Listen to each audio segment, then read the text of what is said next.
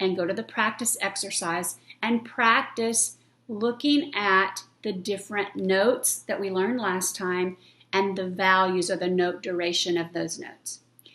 We're going to take this one step at a time because, as I said, musical theory gets a little difficult. So go on, practice singing, keep your voice up, and don't give up. You're going to be able to learn to read music before we're finished. Okay, have a great day.